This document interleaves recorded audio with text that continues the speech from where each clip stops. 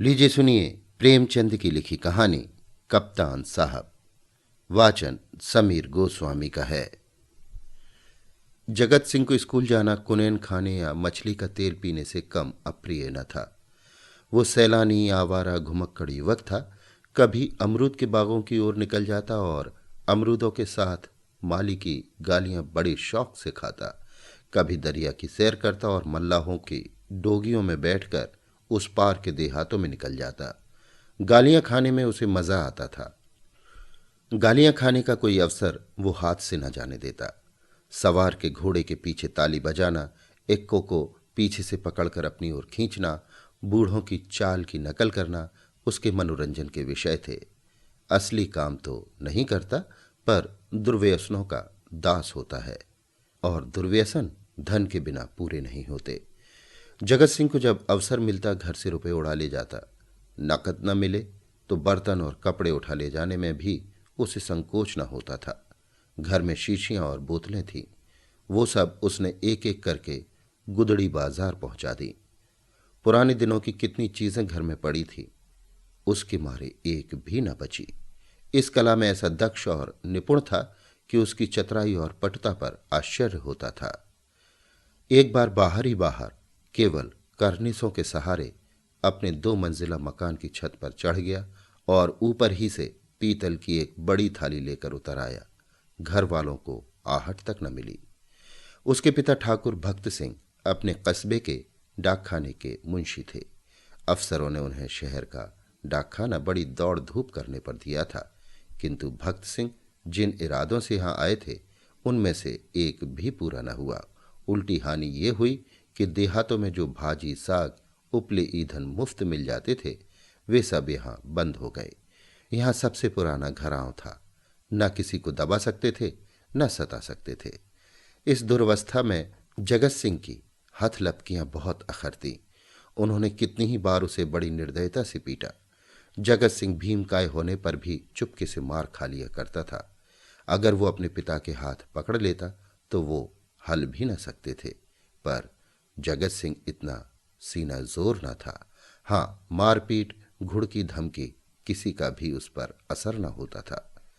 जगत सिंह ज्यों ही घर में कदम रखता चारों ओर से कांव कांव मच जाती। माँ दूर दूर करके दौड़ती, बहनें गालियां देने लगती, मानो घर में कोई सांड घुस आया हो। घर वाले उसकी सूरत से जलते थे। इन तिरस्कारों ने उसे निर्लज्ज बना दिया था। कष्टों के ज्ञान से वो निर्द्वंद सा हो गया था। जहां नींद आ जाती वहीं पड़ रहता, जो कुछ मिल जाता वही खा लेता।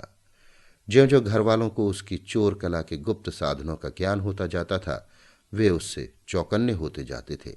यहां तक कि एक बार पूरे महीने भर तक उसकी दाल न गली। चरस वाले के कई रुपए ऊपर चढ़ गए। गांजे वाले ने धुआंधार तकाजे करने शुरू किए। हलवाई कड़वी बातें सुनाने लगा। बेचारे जगत को निकलना मुश्किल हो गया।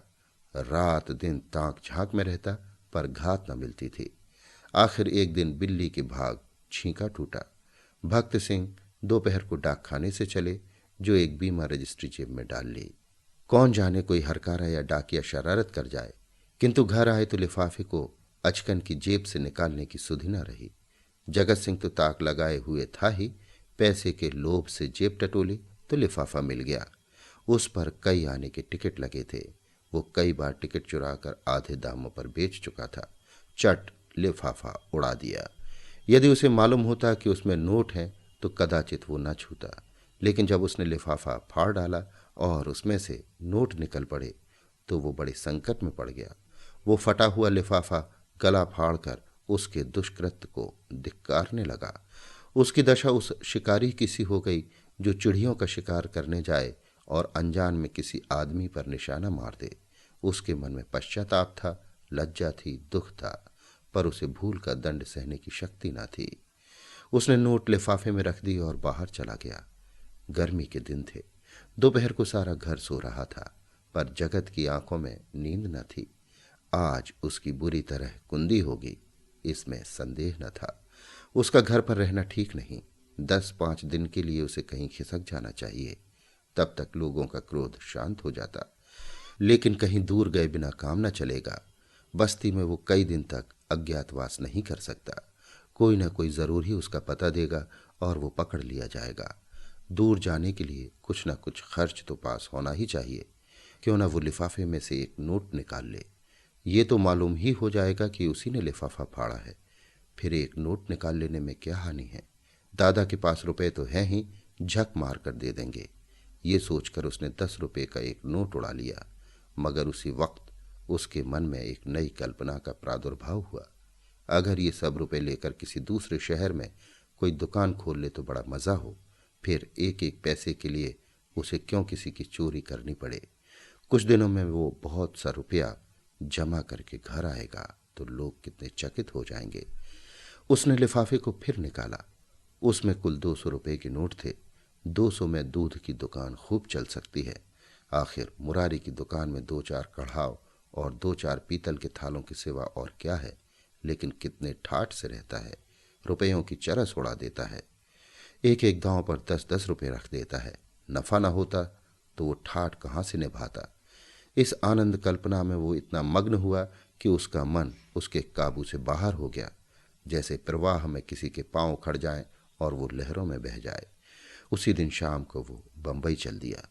दूसरे ही दिन मुंशी भक्त सिंह पर गबन का मुकदमा दायर हो गया। बंबई के किले के मैदान में बैंड बज रहा था और राजपूत रेजिमेंट के सजीले सुंदर जवान कवायद कर रहे थे। जिस प्रकार हवा बादलों को नए नए रूप में बनाती और बिगाड़ती है, उसी भांति सेना नायक सैनिकों को नए नए रूप में बनाता और बिगाड़ता है। उसी भांति सेना नायक सैनिकों को नए नए रूप में बना बिगाड़ रहा था। जब कवायद खत्म हो गई तो एक छरहरे डील का युवक नायक के सामने आकर खड़ा हो गया। नायक ने पूछा, क्या नाम है? सैनिक ने फौजी सलाम करके कहा, जगत सिंह। क्या चाहते हो? फौज में भर्ती कर लीजिए। मरने से तो नहीं डरते?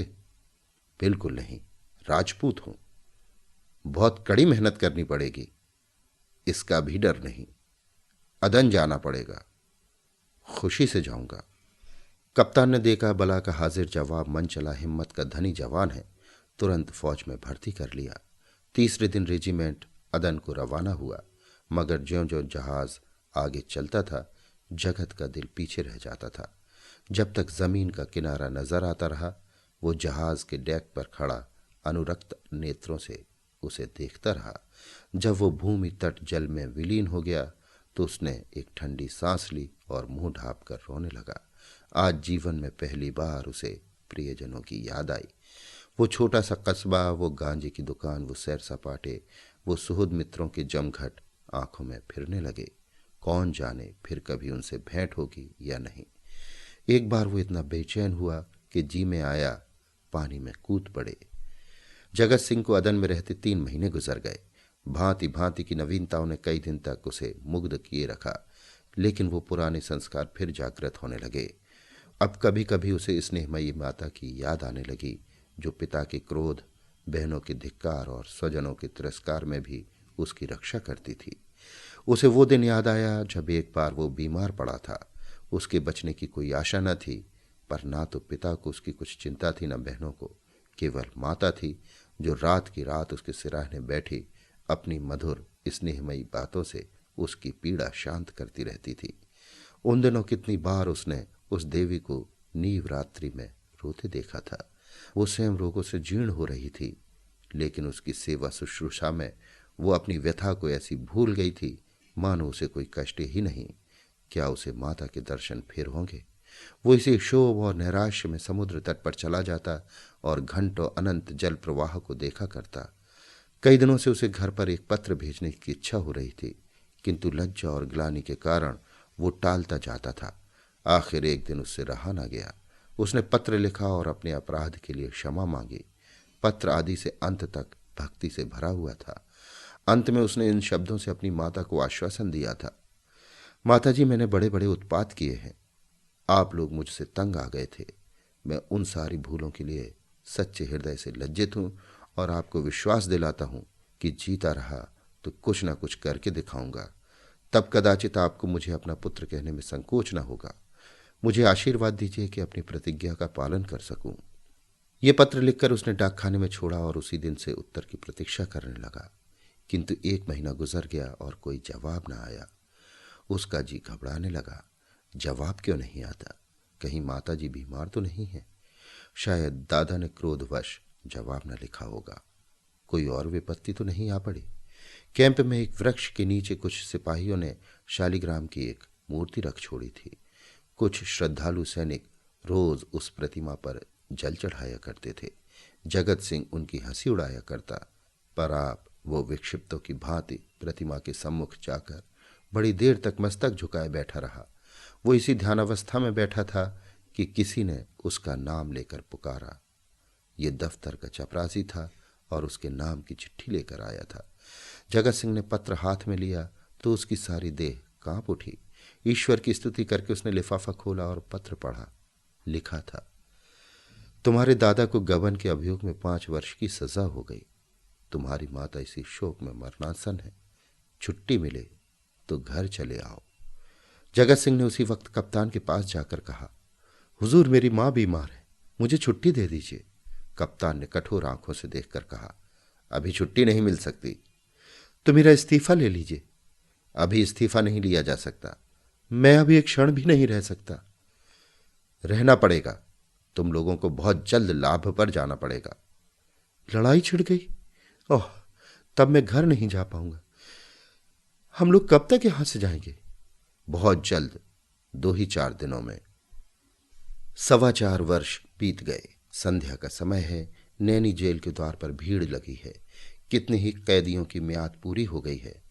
उन्हें लेवा जाने के लिए उनके घर वाले आए हुए हैं, किंतु बूढ़ा भक्त सिंह अपनी अंधेरी कोठरी में सिर झुकाए उदास बैठा हुआ है।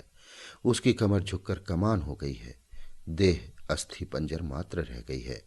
ऐसा जान पड़ता है किसी चतुर शिल्पी ने एक अकाल पीड़ित मनुष्य की मूर्ति बनाकर रख दी है। उसकी भी म्याद पूरी हो गई है, लेकिन उसके घर से कोई नहीं आया। आए कौन? आने वाला था ही कौन? एक बूढ़े किंतु हष्टपुष्ट कैदी ने आकर उसका कंधा हिलाया और बोला, कहो भगत, कोई घर से आया? भगत सिंह ने कंपित कंठ स्वर से कहा, घर पर है ही कौन? घर तो चलोगे ही। मेरा घर कहाँ है? तो क्या यहीं पड़े रहोगे? अगर ये लोग निकाल न देंगे तो यहीं पड़ा रहूंगा। आज 4 साल के बाद भगत सिंह को अपने प्रताड़ित निर्वासित पुत्र की याद आ रही थी, जिसके कारण जीवन का सर्वनाश हो गया, आबरू मिट गई, घर बर्बाद हो गया। उसकी स्मृति भी असह्य थी, किंतु आज नैराश और दुख के अथाह सागर में डूबते हुए उन्होंने उसी तिनके का सहारा लिया। न जाने उस बेचारे की क्या दशा हुई। लाख बुरा है तो भी अपना लड़का है, खानदान की निशानी तो है। मरूंगा तो 4 आंसू तो बहाएगा, 2 चुल्लू पानी तो देगा। हाय, मैंने उसके साथ कभी प्रेम का व्यवहार नहीं किया। जरा शरारत करता तो यमदूत की भांति उसकी गर्दन पर सवार हो जाता। एक बार रसोई में बिना पैर धोए चले जाने के दंड में मैंने उसे उल्टा लटका दिया था। कितनी बार केवल जोर से बोलने पर मैंने उसे तमाचे लगाए थे। पुत्र सा रत्न पाकर मैंने उसका आदर न किया। उसी का दंड है। जहां प्रेम का बंधन शिथिल हो, वहां परिवार की रक्षा कैसे हो सकती है? सवेरा हुआ। आशा का सूर्य निकला। आज उसकी रश्मियां कितनी कोमल और मधुर थीं। वायु कितनी सुखद, आकाश कितना मनोहर, वृक्ष कितने हरे भरे, पक्षियों का कलरव कितना मीठा। सारी प्रकृति आशा के रंग में रंगी हुई थी। पर भक्त सिंह के लिए चारों ओर घना अंधकार था। जेल का अफसर आया। कैदी एक पंक्ति में खड़े हुए। अफसर एक एक का नाम लेकर रिहाई का परवाना देने लगा। कैदियों के चेहरे आशा से प्रफुल्लित थे। जिसका नाम आता वो खुश खुश अफसर के पास जाता, परवाना लेता, झुककर सलाम करता और तब अपने विपत्ति काल के संगियों से गले मिलकर बाहर निकल जाता। उसके घर वाले दौड़कर उससे लिपट जाते। कोई पैसे लुटा रहा था, कहीं मिठाइयाँ बांटी जा रही थी, कहीं जेल के कर्मचारियों को इनाम दिया जा रहा था। आज नरक के पुतले विनम्रता के देवता बने हुए थे। अंत में भक्त सिंह का नाम आया।